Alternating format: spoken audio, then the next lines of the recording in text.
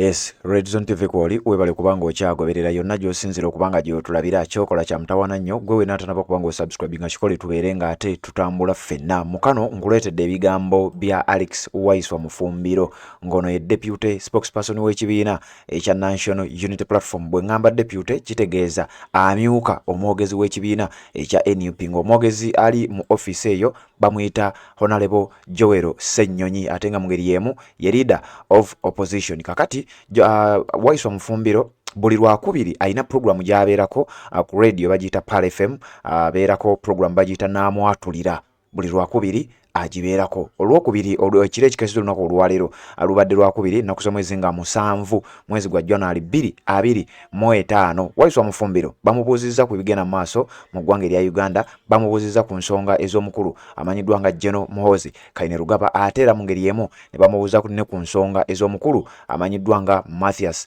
Mpuuga Nsamba byonna ngenda bikutemera sigala ku mukutu guno tubeere ng'ate tubikutusako emabegakaawo twakuwa amawulire waliwo ebigambo ebyatambuliranga ku mukuto gwa X omukulu General Muhoozi Kainerugaba yayogeranga ebigambo ng'abyolekeza His Excellency Robert Kyagulanyi Ssentamu ne His Excellency Robert Kyagulanyi Ssentamu n'ayanukula ne tweet y'emu nga bwe nakugamba kakati Waiswa Mufumbiro bw'abadde mu programu eno nga bw'ogenda okuwulira bamubuuzizza ku bigambo ebyo General Muhoozi Kainerugaba yategeeza nti agenda kusalako His Excellency Robert Kyagulanyi Ssentamu omutwe ayina ebigambo bingi nnyo bye yayogera Waiswa Mufumbiro bw'abadde ayanukula ayina engeri gy'ayanukuddemu gye sijja kwagala kukunyumiza wabula okujjako okukuteerayo ebigambo byennyini obyewulirire then nze oluvannyuma nzije mbeere ng'ate nkwongerayo n'ensonga endala kubanga zikyali nnyingi tutagenda maaso n'okubanga ate tukusombera wuliriza Alex Waiswa Mufumbiro byazzeemu then nzije ate tubeere nga tweyongerayo.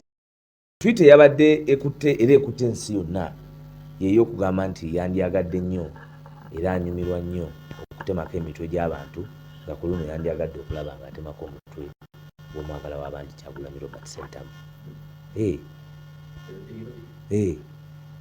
Tajja kutemako omutwe gwa omwagala w'abandi Kyagulanyi Robert Ssentamu kubanga teriiyo kibatawaanya, teriiyo kibaloota, teriiyo kibalogootana nga Kyagulanyi Robert Ssentamu. Wakati mu kuba nti baamazaawo nga bamanyi nti omulangira gwe bateeseteese alinze ebyoya by'enswa ajja kuba yekka yaliwo. Mwenno mugenda ne mwogera nti Jeno yayogedde ne mutamanya muntu ono omuntu gwe ali ku bino ebintu ebitali bya buvunaanyizibwa ng'ali mu uniform y'amagye aweza emyaka 5 n'okusoma. Akugamba nti ayagala kutemako muntu mutwe anyo ku musaayi. Naye nga ekibaleetera ensaalwa, ekibaleetera obuzibu lwe lutalo lw'akakomo. Akakomo ke balowooza nti kaali kaabwe ne kaba nga akalina olwaleero omwagala w'abandi Kyagulanyi Robert Ssentamu amaanyi g'abantu ge gamuwa akakomo. Omanyi njagala gwampuliriza wegeraageranye n'omwana w'omugagga ng'omwana w'omugagga n'omwana w'omwavu bali mu ssomero lyerimu naye ng'omwana w'omwavu asinga omwana w'omugagga mu makisi z'omu kibiina. Okategedde kakati omugagga atuuka n'apangisa abasomesa mu coaching tunoonyeyo erinnya kale tugambe nti Muho ne bagamba nti Muho nti Muho asoma bubi mu kibiina tumuyambye tutya Muho nti Muho muyambe mumufunire owa coaching bw'amala okusoma bw'anaabako n'ali emigato n'asigako nga sisefune siyaagi addeyo bamu coaching asobole okusoma naye kali akaana k'omwavu ko buli bwe kayingira nga kakikwata banseni baana nga kagikwata. Ono Muho wakunnyonnyola omusomesa ba n'omusomesa a n'omusomesa nsa n'omusomesa n'omusomesa ba n'omusomesa a then nate n'omusomesa ogamba bansen ba ow'omugagga. Kakati omugagga aba n'ensaalwa asobola okugula abasomesa bakyuse maxi naye ng'ekyamazima akikola ki? Ffe twalina muganda waffe Mukama Katonda yamuyita sijja kwogera linnya lye mu kusoma naye bawandiikako ansa ku blackboard n'akoppa ndala ng'ate ey'okubiri wansi gy'asoosa neya wansi nkulu n'agize kakati nga naye mwana ali muki mu kusoma ate nga mwana wa boosi nnyo naye nga bateekako birala akopolola biki kati bwe tutuuka mu UNEB ne baleeta question ey'okusolvinga nga ye yagidiscassinga naye ate bwe yafuluma mugitudiscassinga yali awandiisa ebirala naye nga ye yennyini ye yagidiscassinga kakati obwo obusungu obwa Bobby bwe balina nti balina buli kimu taata akuze naye nga yalina nyini mundu, akuze ne taata nga yalina nyini nnyonyi, akuze ne taata nga yalina nyini buli kimu, ye abadde awo ng'akula bukozi ng'omwana akula nga talina faida, akuna faida, tali well nurtured okuba nti kubanga singa abadde well nurtured teyandiza okusa leero ku bizibu bya Uganda. Newe bajja okujja kuba banoonya ki ekiyinza obbatunda, ki ekitunda Kyagulanyi dissent against government, n'agamba agenda kujjawo NRM. Omwana ayagala tugamba nti NRM nkoze ensobi naye nga NRM ye kitaawe. Obwajja no bwalina ze zimu ku nsobi ze NRM. Kubanga bo bakusiigira ekifaananyi PLU kiki ezimu ku nsobi ze tulina nga bannayuganda kano mukawulirize nnyo kwe kuba nti NRM yaleeta amagye gano ne gaba nti olwaleero gayaproducinze omuntu nga Muhoozi, kubanga amagye agatandibadde ge NRM tetwandibadde na muntu nga Muhoozi aleeta ntata mu ggwanga lyaffe ng'ali mu magye. Akubye ki? Kubya ki? Eyawa ko mundu wantu wonna yagende no mupalesu Lightning Thunder yadana sepiki ngate bazisikira mu Lusene no bala bava nazo Masaka. Ono jeno nagawa DNA kyayinza okukola kukuwamba kukutulugunya nebyo byolaba mu kooti Kayongo ontegera bulungi. So nokuba nti abantu baffe batemulwa Kayongo nga batemulwa amagye aga Bamuhoozi. So bwavayo naga nti asobola okutemako omuntu omuto towakanda Kibalama yabula, Kanata yabula, they disappeared in Uganda. Ababawamba bamanyiddwa. So si kyabuti okuvayo n'okyogerako n'ogamba nti manyi kye mwagala ate kye baloota. Mwaruwa bagezaako kumutemula ne batemula driver we, abalagira atemulwe Mwaruwa bakuwaako lipooti nti baafa. Era kyali kisazisizaawo nti atemulwe Mwaruwa kwe kulogootanako bakyalogootana kati kuba bakoze buli kimu Kyagulanyi akyayibwa abantu, bakoze buli kimu ensonga ya Kyagulanyi abantu webakeete, basibye abaana baabwe, batemudde abaana baabwe, basosodde abaana baabwe, batulugunyiza abasanyizaawo ebyenfuna by'abantu baabwe byonna nga babikola in every department, byanfuna bya buyigirize byaki byonna. It is about the manifestation of the existentiality of Kyagulanyi and the idea of the power of the people. Ekibalemye kakati ne bwolaba ono nagamba nti this one is at the helm of the military kuba naye yakaaba nga bwolaba musinguzi bwe yakaaba mu revenue nti bampe nange nkulire ku revenue, nono yakaaba eka n'asita ebigere nti baba zena mpa ku bukulu bw'amagye ne bamuwa naye nga it's not by qualification, it's by DNA. And there's dissent ekiruma Kayongo mu bino byonna. Waliwo abayingira mu magye, waliwo abantu nga bayingira mu magye nga they are career army officers. Kati olwaleero gwe CDF olwanagana n'Erweru kati kyawo Kyagulanyi mu picture kuba Kyagulanyi mulwanyirizi wa ddembe, bitono by'oyinza okumukola ne bimuleetera okwejjusa ku ebyo byakoze mu bulamu. Ndozanga n'ekyokumuttamu ekiri kuba we have interacted with him. Nze nakugamba lwaki njagala nnyo Kyagulanyi n'obulamu bwange bwonna. Bwe namubuuza ebintu byange bye nali mubuuza okulaba bye tugenda mu yaŋŋamba Waiswa nze kuba nze ne baŋŋamba mu 2018 baŋŋamba ebyokutemula Kyagulanyi. Baŋŋamba nga baŋŋamba bali mu high levels of security. Ne baŋŋamba tajja kumalako. Salinda ne musanga ne mwa waya nkufunyi twali moloka aba ne mwa ABC ku Parliamentary Avenue 2018 I think April 20 something nkutire bagamba ku olwo ne banga we will not allow him on the ballot. We will not allow him on the what? Etomanyi tera mu gw'omunaana bamukuba mu gw'omusanvu nga gugwako mu 2018 nengena nesika na Kyagulanyi nentula mu V8 eyo yennyini ey'Omwaluwa nemugamba nti no boss ebiriwo bimanyi nti ebanga yajja kunyiga tojja kubasumbuwa nanga Waiswa kabanyige naye njagala bagenda okunyiga nga bannayuganda nga mwe bawaiswa mwenna mufuuse bakyagulanyi ngambo nayagala kunfula Bobi Wine ono musaadona era kunfula Bobi Wine ni mwembi nga the context kyategeeza nti he's willing to die for his country. Bobi Wine, a superstar, an icon, naye agamba njagala ngenda okufa. His mission was not to be president. Fatu mugamba nti nedda katisebo, we need to protect you, we need you to further this struggle, you are our true generational vision bearer, because the yardstick of Kyagulanyi's entry to politics, the sacrifice was death. bamusiga enzikiza nga yakuttibwa. Kyagulanyi twali tupangisa ennyonyi egenda mu Arua. Bino nno byenkugamba batono ababimanyi. Twali tupangisa ennyonyi emutwala mu Arua era ne tufuna intelligence tibajja gikuba.